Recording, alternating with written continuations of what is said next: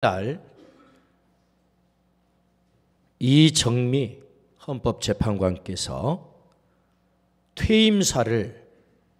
이런 퇴임사를 남기고 헌법재판관에 퇴직을 했어요. 고요하고 평화롭기만 해 보이는 그 자리가 실은 폭풍우 치는 바다의 한가운데였습니다. 법지위도 전고 이장리, 법의 도리는 처음에는 고통이 따르지만 나중에는 오래도록 이롭다는 옛 중국의 고전 한 소절이 주는 지혜는 오늘 또 유효할 것입니다. 이제는 분열과 반목을 떨쳐내고 사랑과 포용으로 서로를 껴안고 화합하고 상생하기를 간절히 바랍니다. 마지막으로 지금까지 늘 함께하여 주신 하나님께 감사를 드립니다. 대한민국과 헌법재판소를 위해 늘 기도하겠습니다. 어디 교회에서 인사말 하는 것 같아요. 지금까지 지켜주신 하나님의 그 은혜를 감사합니다. 대한민국과 헌법재판소를 위해서 늘 기도하겠습니다. 그게 퇴임 인사말이었단 말이죠. 우리에게 잔잔한 감동을 주는 그런 말입니다. 하나님께 감사드린다는 그의 인사말은 그가 얼마나 신실한 그리스도인이었는지를 보여주는 한 단면이다. 그런 생각을 해봅니다. 그의 인사말은 하나님께 영광이 된 것 같아요. 주님은 우리가 하나님의 이름을 높여드리기를 원하십니다. 하나님의 이름을 높여드리는 것은 우리 인생의 궁극적 목적이지요. 그래서 요리문답 제1문답에 인생의 제1 되는 목적이 무엇이뇨? 하나님을 영화롭게 하는 것이고 그를 영원토록 즐거워하는 것이다 라고 인생의 목적을 정확하게 천명하고 있죠. 하나님을 영화롭게 하나님의 이름에 영광을 돌리는 삶, 그것이야말로 우리 인생의 제1 목적이라고 하는 거죠. 예수님은 우리에게 기도를 가르쳐 주셨습니다. 하늘에 계신 우리 아버지여 이름이 거룩히 여김을 받으시오며가 주기도의 첫 문장이에요. 첫 기도의 내용이란 말이죠. 우리 주님이 기도를 가르치실 때 이렇게 기도를 우리에게 가르쳐 주지 않았음을 주목해야 됩니다. 어떤 기도를요? 하나님 아버지 일용할 양식을 우리에게 주시옵고, 이렇게 기도를 가르치지 않고 하늘에 계신 우리 아버지여 이름이 거룩히 여김을 받으시오며를 먼저 가르쳤다고 하는 것입니다. 우리는 기도의 내용도 배워야 되지만 중요한 것은 주님이 이 기도를 가르치면서 이 순서를 통해서 주시는 메시지, 무엇을 먼저 구해야 되는지, 우선순위와 기도의 밸런스, 균형. 우리는 기도하면 이렇게 생각하죠. 나의 소원, 나의 필요, 나의 간구, 그것만, 내 욕구만을 아뢰고 끝낼 때가 참 많습니다. 나의 필요, 나의 소원, 나의 욕구가 중요하지 않다는 얘기 아닙니다. 기도에서 그거 중요하죠. 그런데 그것만을 위해서 기도한다고 한다면 오늘 우리는 읽진 않았습니다만은 마태복음 6장 주기도문 다음에 나오는 말씀, 주님이 이런 말씀을 하세요. 31절, 6장 31절부터 32절입니다. 그러므로 염려하여 이르기를 무엇을 먹을까, 무엇을 마실까, 무엇을 입을까 하지 마라. 이게 뭐예요? 우리의 초미의 관심 아닙니까? 온통 이것에 우리는 관심을 갖고 있죠. 그래서 엎드려 기도해도 하나님 무엇을 먹죠? 무엇을 입죠? 어떻게 살죠? 이거 다 우리 기도하는 거 아닙니까? 근데 주님은 그것을 무엇을 먹을까, 무엇을 마실까, 무엇을 입을까 하지 마라. 이는 다 이방인들이 구하는 것이라. 우상 종교를 섬기는 사람들의 기도라는 거예요. 이게 지금 너희 하늘 아버지께서 이 모든 것이 너희에게 있어야 될 줄을 아시느니라. 할렐루야. 하나님 다 하신대요. 그러니까 이런 기도만으로 끝나버린다고 한다면 우리의 기도가 그건 뭐예요? 이방 종교, 우상 종교, 하나님 안 믿는 사람들의 기도라는 거예요. 이게 지금. 그러므로 하나님은 이렇게 기도하라고 말씀을 하세요. 어떻게 해요? 33절 같이 한번 읽어봅시다. 시작. 그런즉 너희는 먼저 그의 나라와 그의 의를 구하라. 그리하면 이 모든 것을 너희에게 더하시리라. 할렐루야. 주님이 이렇게 말씀하셨음에도 불구하고 우리는 이 모든 것에만 늘 관심이 있는 거죠. 이 모든 것을 너희에게 더하시리라 하니까 겁나게 신나잖아요. 근데 우리는 여기다만 관심에 포커스가 있어요. 그런데 주님의 우선순위가 뭐지요? 너희는 먼저 그의 나라와 의를 구하라. 하늘에 계신 우리 아버지여, 이름이 거룩히 여김을 받으시오며가 우리의 기도의 첫 번째라는 거예요. 이 순서라는 게 순서. 하나님을 위한 기도, 그의 이름을 위한 기도, 이름의 명예를 위한 기도, 그의 나라를 위한 기도, 그의 뜻을 위한 기도가 먼저라는 거예요. 그리고 나서 일용할 양식을 주시옵고 우리를 보호하여 주시옵고 우리를 용서하여 주시옵고 이렇게 나가는 거죠. 그럼 우리 주님이 기도를 가르쳐 주신 이 순서를 통하여서도 우리 주님이 가르쳐 주신 메시지가 있단 말이죠. 기도의 우선순위와 기도의 균형, 이 대단히 중요하다. 오늘 우리가 기도할 때 우선순위를 분명히 하시기를 주의 이름으로 축원합니다. 그리하면 이 모든 것을 너희에게 더 하시겠다라고 약속을 하세요. 뿐만 아니라 균형이 중요하다. 균형. 나만을 위해서 기도할 것이, 하나님의 나라와 그의 의와 그의 뜻을 위해서 기도할 것이. 그러므로 우리 주님께서 오늘 우리에게 첫 번째, 하늘에 계신 우리 아버지여 이름이 거룩히 여김을 받으시오며 라고 기도하라 라고 말씀을 하시죠. 오늘을 주기도 네 번째 시간입니다. 오늘은 이름이 거룩히 여김을 받으시오며를 주목하려고 합니다. 이름이 거룩히 여김을 받으시오며의 뜻은 무엇입니까? 하나님의 이름이 거룩하게 되기를 위해서 기도하라고 하는 것인데, 소극적인 차원에서는 저의 삶을 통해서 하나님의 이름이 모욕당하지 않기를 원합니다. 그런 삶을 살게 해 주십시오. 이게 소극적인 차원에서 기도라고 한다면, 이 뜻은 적극적인 차원에서는 하나님의 이름을 저로 하여금 높이게 해 주십시오. 저로 통해서 하나님의 이름이 높아지는 그런 삶을 살기를 원합니다. 그 결단의 기도인 거예요, 사실은. 이름이 거룩히 여김을 받으시오며, 이것은 하나님 제가 이렇게 결단합니다. 제 삶을 통해서 하나님이 높아지기를 원합니다. 그런 삶을 제가 살겠습니다. 날마다 하나님의 이름을 높이는 삶. 여러분, 그 결단이 우리의 결단이 되기를 주의 이름으로 축원합니다. 그걸 요구한단 말이에요. 하나님, 주님은 그런 기도를 하라는 거예요. 단순히 우리가 여기서 기도를 해가지고 하나님을 이렇게 요리하는 게 아니고, 하나님은 그냥 거룩하세요. 내가 거룩하게 이렇게 저렇게 안 해도 하나님 그 자체가 완전한 거룩해요. 믿습니까? 그렇게 이렇게 기도하라는 것은 나는 네가 기도하든 안 하든 완전한 거룩체야. 그런데 이 기도를 드려야 되는 것은 너의 삶이 나를 높이는 삶, 너를 통해서 내가 높아지는 삶. 나는 이미 높지만 너의 삶이 그렇게 살아, 너의 삶도 높아지기를 원해. 이런 뜻이란 말이죠. 아멘 합시다. 하나님의 이름을 높이는 삶이 뭐예요? 내가 높아지는 거 아니에요? 네.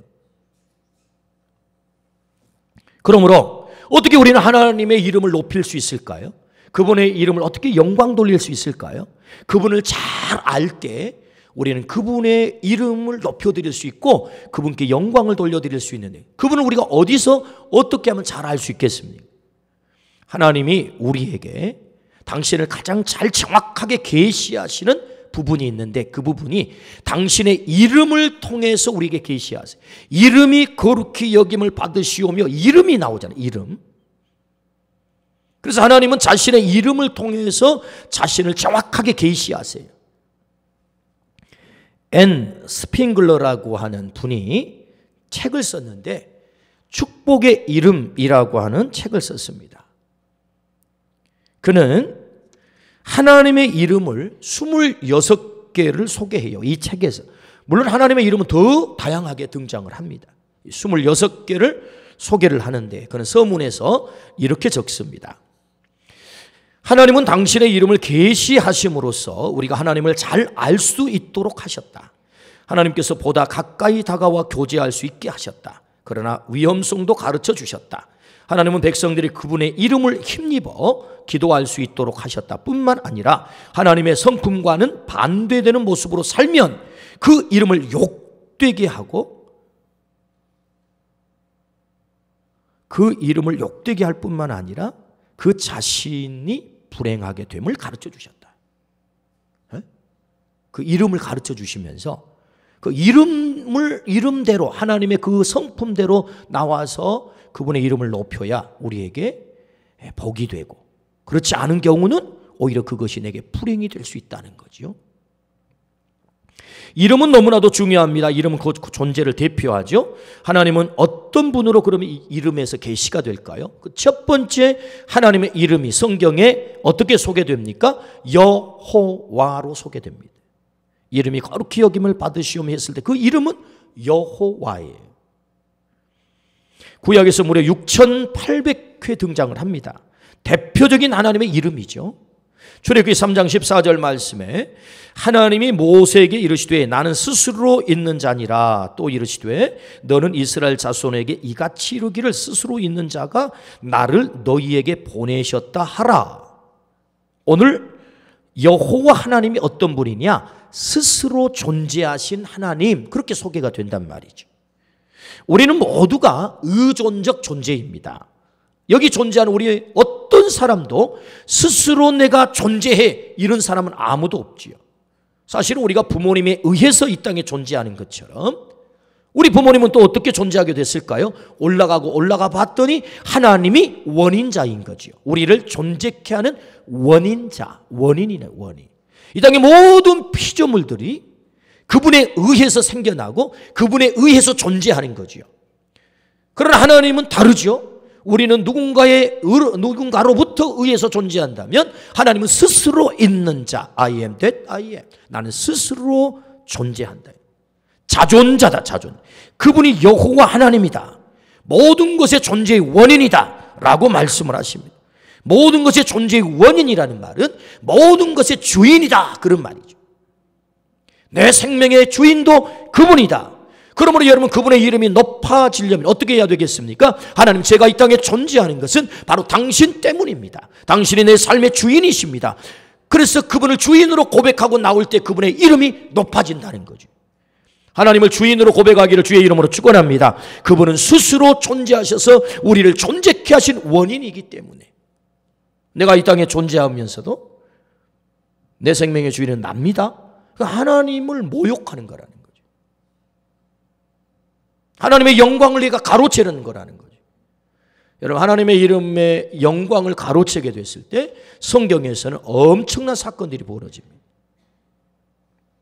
그러므로 오늘 우리가 어떻게 하나님을 높일 수 있겠어요? 이름이 거룩히 여김을 받으시오며 그것은 여호와 하나님은 스스로 존재하셔서 나의 존재의 원인이십니다. 그러므로 당신은 내 삶의 주인이십니다. 내 생명의 주인이십니다 라고 고백할 때 그분이 높아진다 라고 말씀을 하죠.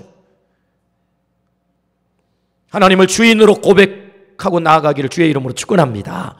다윗은 노래합니다. 무엇을요? 시편 8장 1절에 이렇게 노래하시죠. 여호와 우리 주여, 주의 이름이 온 땅에 어찌 그리 아름다운지요. 주의 영광이 하늘을 덮었나이다. 할렐루야. 다윗이 하나님의 이름을 높이면서 노래를 하는 거예요. 뭐 때문에 이렇게 노래를 하는 거예요? 시편 88편 3절에서 5절에 그 내용이 나오죠. 뭐 때문에 하나님을 이렇게 하나님의 이름을 높이는지 노래하는지. 주의 손가락으로 만드신 주의 하늘과 주께서 베풀어 두신 달과 별들을 내가 보오니 사람이 무엇이기에 주께서 그를 생각하시며 인자가 무엇이기에 주께서 그를 돌보시나이까. 그를 하나님보다 조금 못하게 하시고 영화와 존귀로 관을 씌우셨나이다. 할렐루야. 다윗이 노래한 이유가 있어요. 하나님은 나의 창조자, 주의 손가락으로 지으신 저 하늘과 별들을 보니 내가 주님을 찬양하지 않을 수 없습니다. 나를 창조하셨을 뿐만 아니라 온 우주를 창조하신 하나님, 그 하나님을 찬양하고 있는 거죠. 당신의 영광이 이 온 우주에 가득 차 있습니다. 이 피조물을 통해서 당신만이 영광을 받으시옵소서. 제가 해야 될 일은 바로 당신의 이름을 높여드리는 것입니다 라고 창조자 되신 그 하나님을 발견한 다윗은 하나님을 높이는 거예요. 여호와 나의 주여, 내가 주의 이름을 높이나이다. 할렐루야. 오늘 우리의 입술에 그 하나님의 창조자 되심, 주인 되심, 스스로 존재하셔서 나를 존재케 하신 그 원인자를 부르시기를 주의 이름으로 축원합니다. 그럴 때 이름이 높아진다. 근데 놀라운 고백은요, 여러분 이 말씀, 다윗의 찬양 가운데 이 말씀을 좀 지켜보십시오.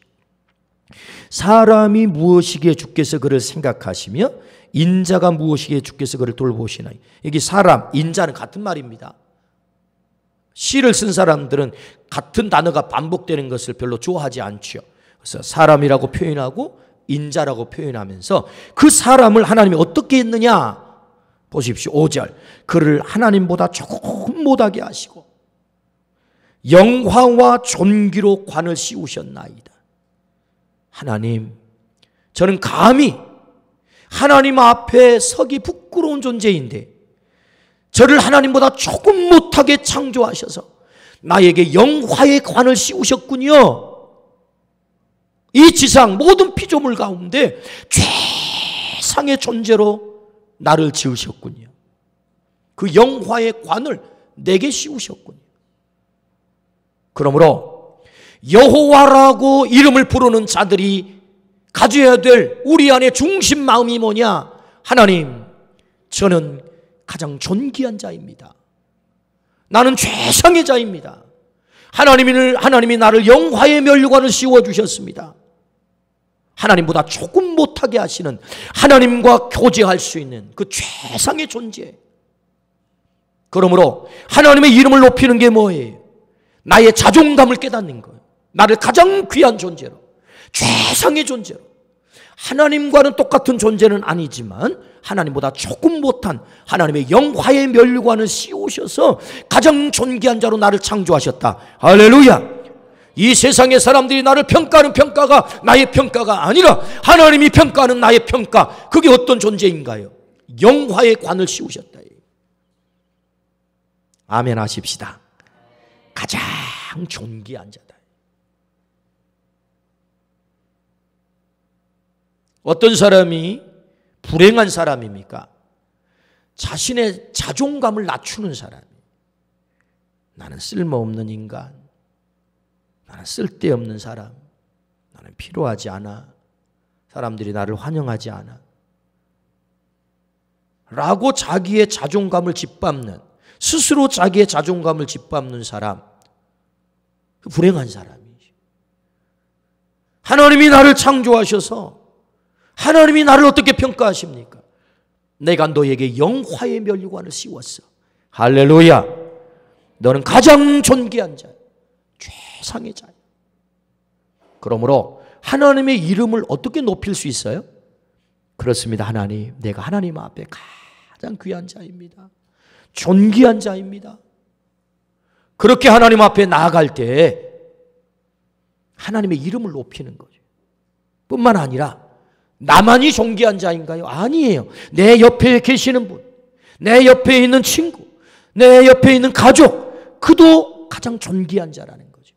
그걸 인정할 때 하나님이 그도 영화의 면류관을 씌우신 최상의 존재, 하나님이 가장 가치 있게 여기는 바로 그 존재라고 인정할 때 하나님의 이름이 높아질 줄로 믿습니다.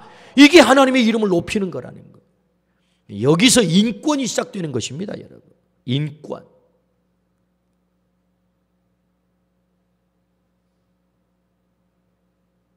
자연과학에서 인간이 어떻게 생겨났느냐? 진화를 통해서 생겨났다. 거기는 인권이 존재하는 게 아니에요. 물권이 존재하는 거예요. 왜요? 물질에서 우연히 인간이 생겨난 거예요. 그래서 인권, 천부적인 하나님이 주신 하나님의 형상의 인권이 있는 게 아니라 그냥 물질로부터 인간이 출발한 물권이 있을 뿐이에요. 물권. 그러니까 물건은 뭐야? 아무렇게 취급하는 거죠. 물건 던져버리잖아요. 깨뜨리기도 하고 버리기도 하고. 그래서 인간이 버림을 당하죠. 최고의 가치는 적자 생존이 되는 것이고, 그래서 도태되는 인간은 쓸모없는 인간, 너는 이 세상에 필요하지 않아, 이렇게 되는 것입니다. 모든 사람을 도움을 받아야 될 존재라고 할지라도 그가 가장 존귀한 이유는 그 속에 하나님의 형상이 담겨 있기 때문이다. 할렐루야. 최상의 존재라는 거예요. 그것이 하나님의 이름을 높이는 거죠. 여호와, 그분은 나를 존재케 한 원인이시다. 창조자시고. 여호와를 부르시기를 주의 이름으로 축원합니다. 그럴 때 하나님의 이름이 높아진다. 두 번째, 하나님은 그 이름을 어떻게 우리에게 계시하는가? 창세기 22장 13절부터 14절입니다. 아브라함이 눈을 들어 살펴본즉 한 순양이 뒤에 있는데 뿔이 수풀에 걸려 있는지라 아브라함이 가서 그 순양을 가져다가 아들을 대신하여 번제로 드렸더라. 아브라함이 그 땅 이름을 여호와 이레라 하였으므로 오늘날까지 사람들이 이르기를 여호와의 산에서 준비되리라 하더라. 할렐루야. 여호와 이레라고 계시되요. 이 하나님은 어떤 하나님이신가요? 공급하신 하나님, 준비하신 하나님. 이레라고 하는 말은 히브리 말의 라아에서 파생되었다고 합니다. 그 뜻은 본다라는 뜻입니다. 본다. 하나님이 과거와 현재와 미래를 보고 계십니다. 내 삶의 과거, 현재, 미래를 보고 계세요. 그래서 필요한 것이 무엇인지를 아세요. 그래서 준비하세요. 여호와 이레, 준비하셔서 공급하세요. 그분이 우리가 믿는 여호와 이레 하나님이십니다. 여러분, 이 공급이라고 하는 단어를 영어로는 provision이라고 그래요. 흥미롭게도 이 단어는요, 라틴 말에서 왔는데, 그 어근이 라틴 말에서 왔는데 미리와 본다가 플러스된 합성을 하고 그래요. provision, 공급. 그러니까 미리 보는 거죠.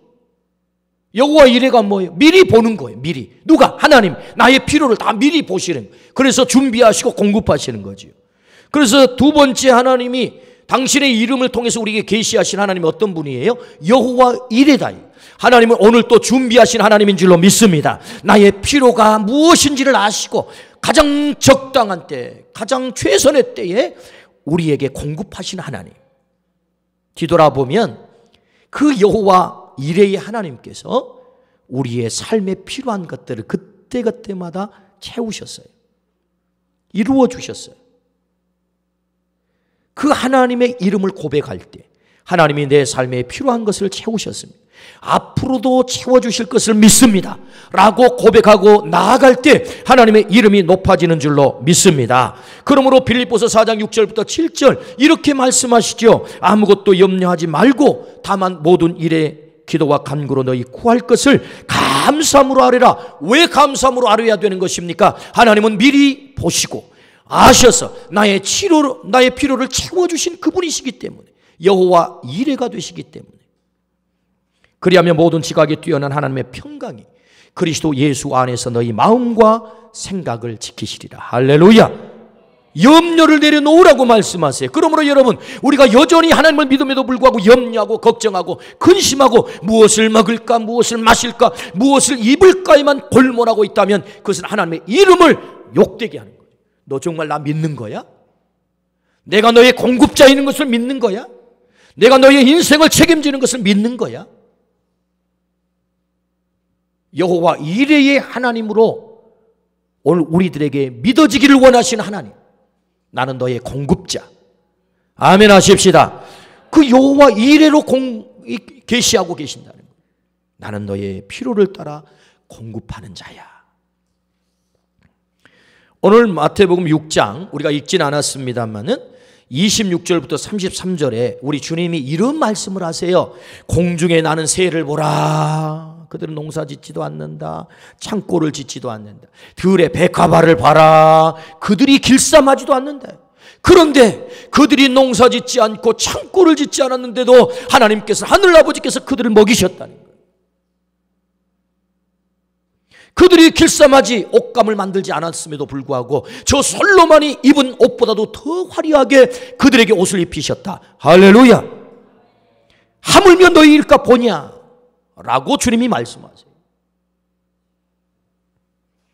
그래서 마태복음 6장 31절부터 33절이 시작되는 것 아닙니까? 그러므로 염려하여 이르기를 무엇을 먹을까 무엇을 마실까 무엇을 입을까 하지 마라. 이는 다 이방인들이 구하는 것이다. 여호와 이레를 너희가 믿는다고 한다면 이방인들처럼 똑같이 그것에 골몰하지 마라.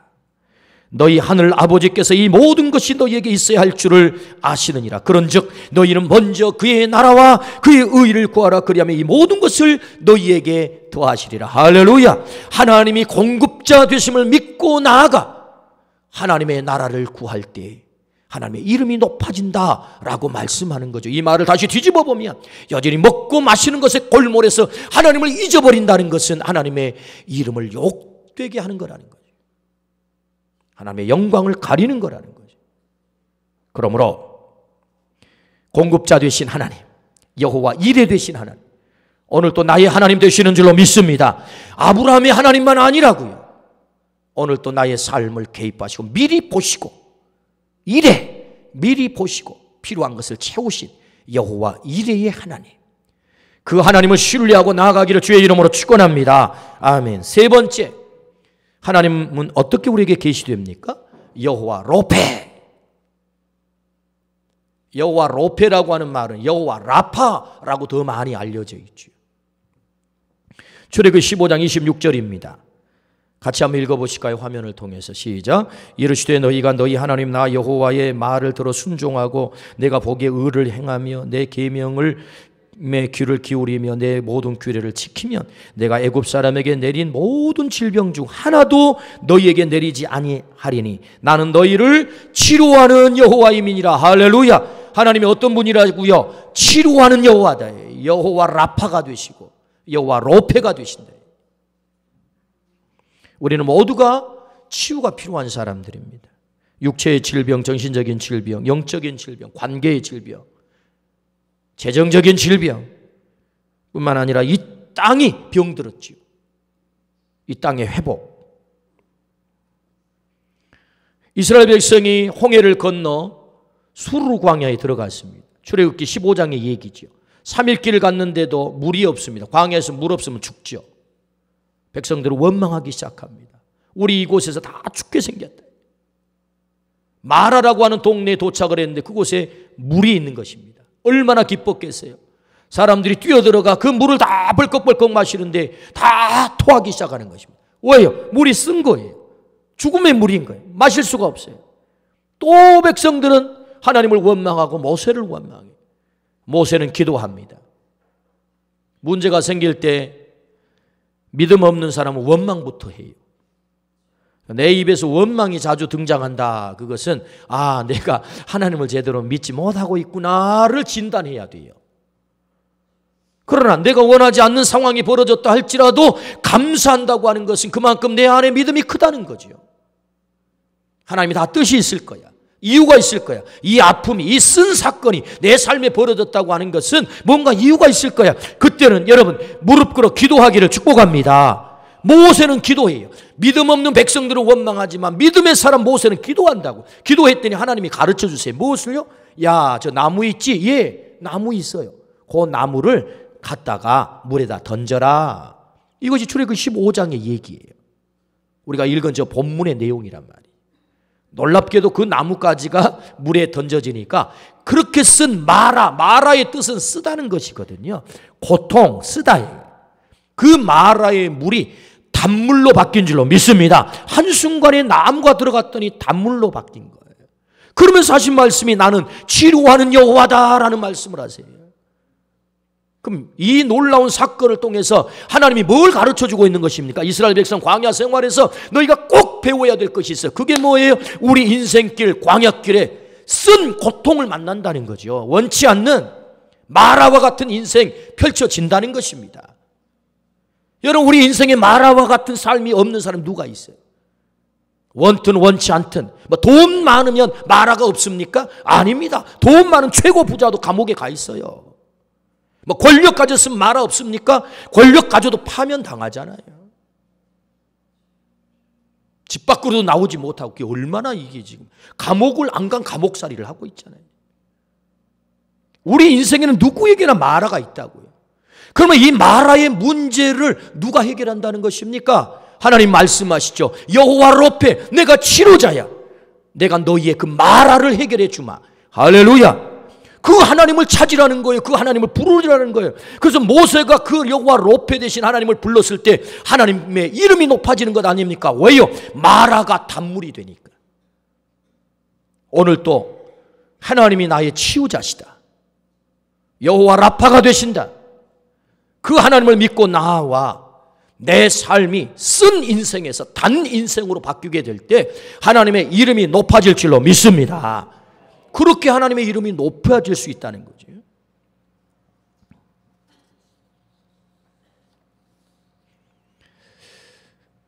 그렇다면 구약 시대에 이렇게 나무를 던져 그 물이 단물이 됐다. 많은 주경학자들은 이것은 대단히 상징적인 사건이고 이것은 예표적 사건이라고 해요. 예표는 미리 보여준다는 거 아닙니까? 예표적 사건이다. 무엇의 예표인가? 오늘 우리 인생을 통째로 쓴 마라에서 단 인생으로 바꿔버리는 나무가 하나 딱 있어요. 그게 뭐죠? 십자가예요. 그래서 광야에서 던져진 그 나무가 오늘 이 시대에 예수 그리스도의 십자가다. 십자가가 그 인생에 던져질 때 그 인생이 쓴 마라에서 단 인생으로 바뀐다는 거죠. 할렐루야. 그러므로 십자가 앞에 나와 그 십자가 앞에 내 삶의 모든 것을 내려놓습니다. 십자가만이 내 인생을 변화시킬 수 있습니다. 라고 십자가 앞에 나올 때 하나님의 이름이 높아진다는 겁니다. 하나님이 우리를 의롭게 만드신 모든 장치를 하셨어요. 그 장치가 뭐예요? 십자가 아닙니까? 근데 이 십자가를 무시해요. 나 십자가 필요 없어요. 십자가 내 인생과 아무 관계 없어요. 라고 하면 하나님이 슬퍼하는 거죠. 하나님을 받아들이는 게 아니에요. 하나님의 이름의 영광이 되는 게 아니라 하나님을 무시하는 거라. 하나님이 이루신 나를 의롭게 하신 내 인생을 단 인생으로 만들어 놓은 그 모든 장치를 무시하게 되는 거라는 거예요. 하나님을 무시하는 거예요. 그러나 하나님의 이름을 높이는 게 뭐예요? 그 십자가를 인정하는 것입니다. 당신의 십자가 없이는 저는 살 수 없습니다. 십자가의 그 의의 보혈 없이는 저는 의로워질 수 없습니다. 십자가 앞에 나와 십자가를 나의 구원의 표징으로 받아들이고 십자가를 통하여서 내 인생이 쓴 마라에서 단 인생으로 바뀔 수 있습니다. 십자가만 그 능력이 있습니다. 라고 고백할 때 하나님의 이름이 높아질 줄로 믿습니다. 하나님이 이 인류에게 가장 심혈을 기울여서 하신 작업이 뭐예요? 그것은 구원의 세팅이죠. 십자가라고 하는 구원의 세팅. 그걸 받아들이는 거예요. 오늘 십자가를 내 삶에 받아들여 십자가 그 나무가 내 인생에 닿는 순간 내 인생이 마라에서 단 인생으로 바뀔 줄로 믿습니다. 그럴 때 하나님이 영광을 받는다는 겁니다. 여호와 로페, 하나님은 치료자. 오늘 또 우리를 치료하기를 원하세요. 이 하나님 앞에 나와 내 인생의 무거운 짐들을 내려놓고 하나님 저를 치료해 주십시오. 저를 고쳐주십시오. 이 죄의 무거운 질병에서 나를 고쳐주십시오. 사망의 무거운 질병에서 나를 고쳐주십시오. 하나님이 이 땅을 고쳐주십시오. 라고 하나님 앞에 나와 하나님을 치유자로 고백할 때 하나님의 이름이 높아질 줄로 믿습니다. 아멘. 어떻게 우리가 하나님의 이름을 높일 수 있습니까? 하나님을 잘 알 때 그 이름으로 우리에게 계시하세요.